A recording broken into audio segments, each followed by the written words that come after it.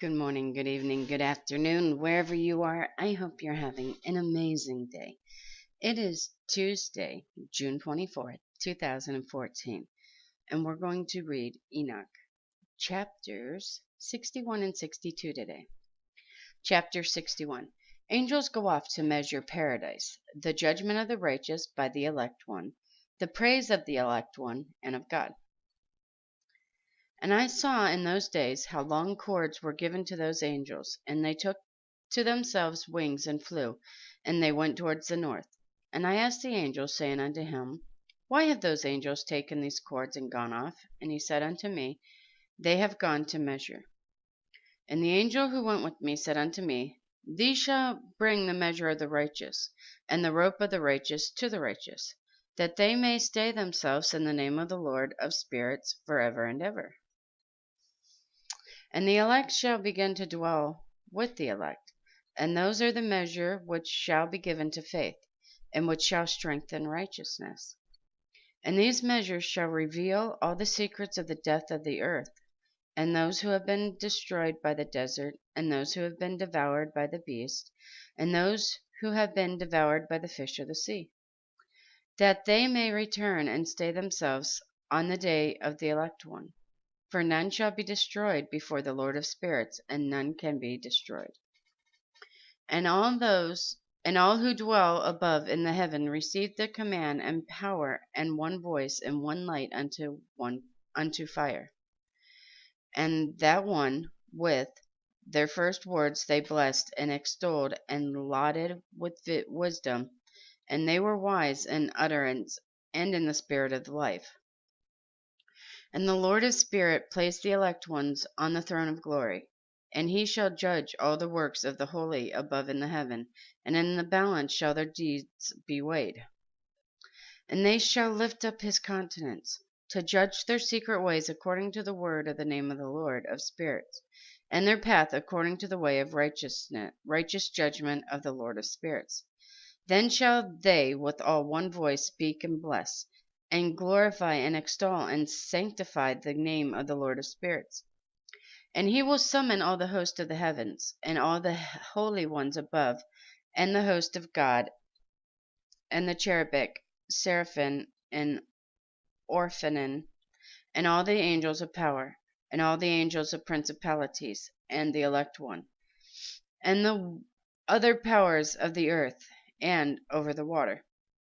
On that day shall raise one voice, and bless and glory and exalt in the spirit of faith, and in the spirit of wisdom, in the spirit of patience, and in the spirit of mercy, and in the spirit of judgment and of peace, and in the spirit of goodness, and shall all say with one voice, Blessed is he, and may the name of the Lord of spirits be blessed forever and ever.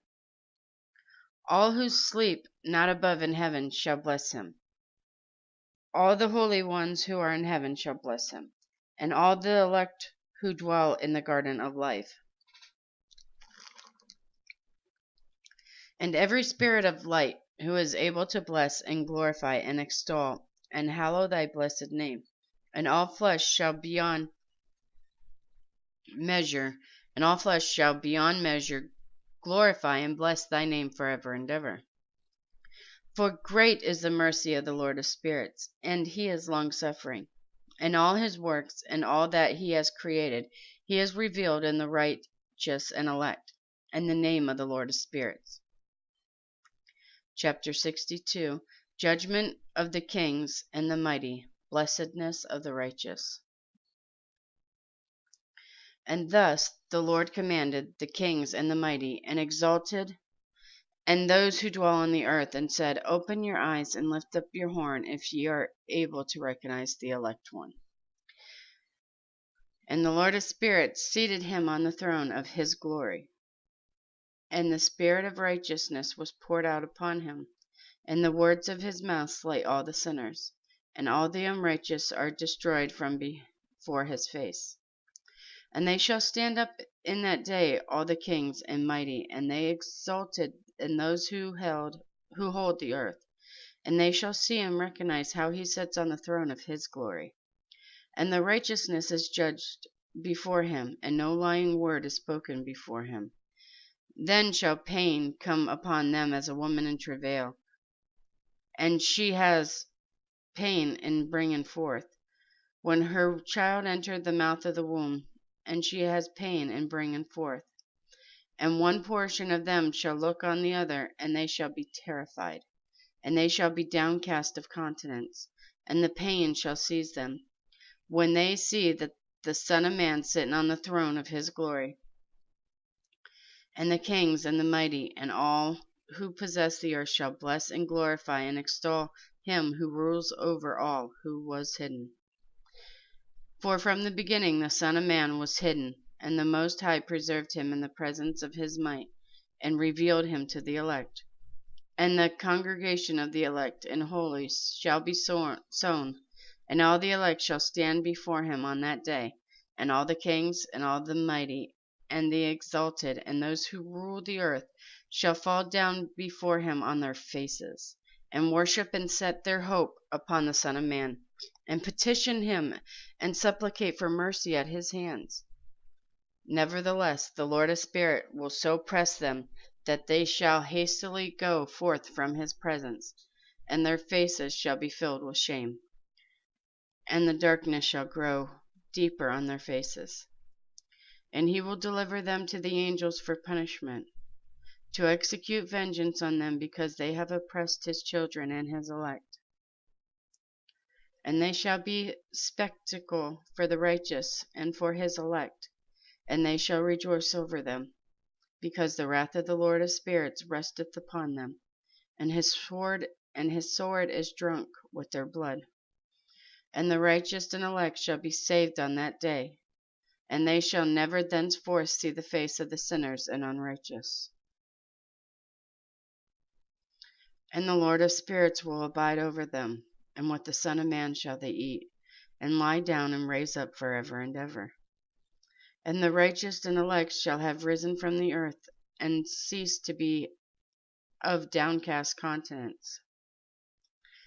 And they shall have been clothed with garments of glory. And the last verse for today. And these shall be the garments of life from the Lord of spirits, and your garments shall not grow old, nor your glory pass away before the Lord of spirits.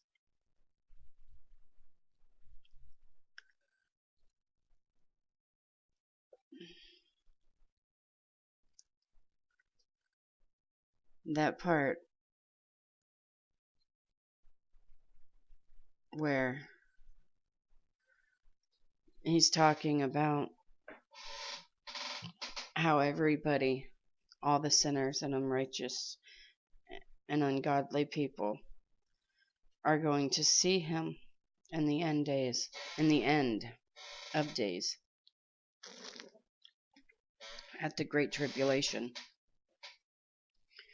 And they shall fall down on their faces and worship and set up hope and petition him for supplication for mercy. And how he's going to tell them no. And send them away. And for an instant, they're going to have shame and darkness and despair. And he's going to deliver them unto the angels for punishment, to execute vengeance on them, because they oppressed his children and his elect ones. And how it's going to be a spectacle for the righteous and for his elect, who will rejoice over them.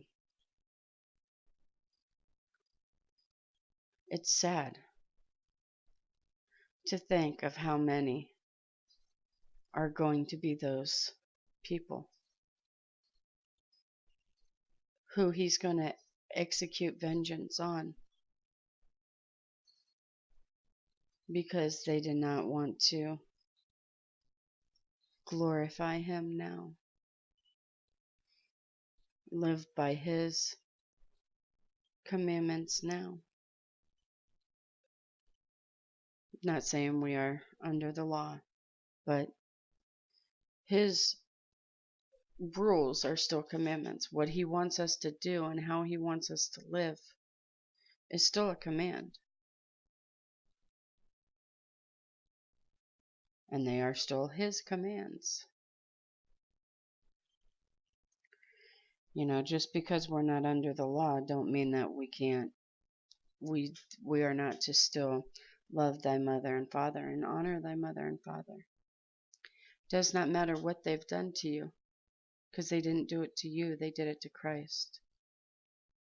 You are still to honor them as your mother and your father. No, that does not mean you have to do anything. You don't have to communicate with them in that.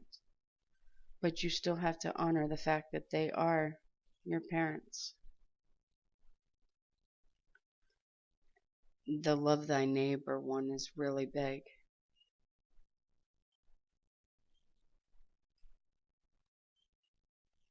People, even Christians, give lip service saying, oh, I love you, I love you, I love you. But yet when you turn your back, you think, oh, that person is such an idiot. Or I can't stand that person.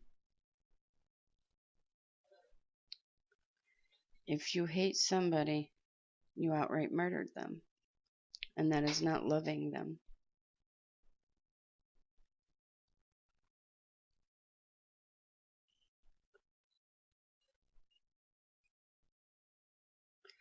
This book of Enoch has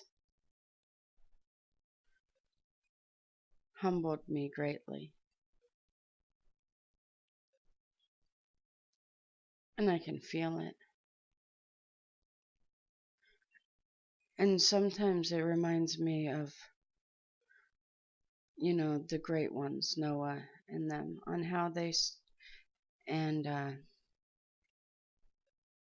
Moses, on how they stood up for the godless, the reprobates, and how they felt compassion towards the sinners. And knowing what's going to happen to them in the end of days, no, I'm not comparing myself to Noah or Moses. I am far from that. But as of lately, seeing what's going to happen to them, reading what's going to happen to them, I feel for them.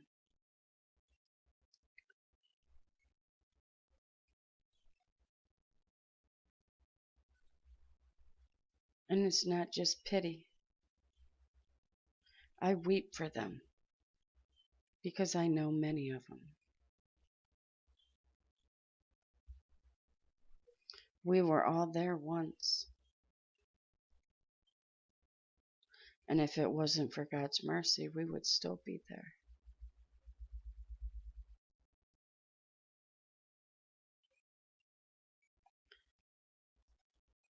Peace be in you, my brothers and sisters. May the Lord have mercy on us all. I love you guys so very much. God bless.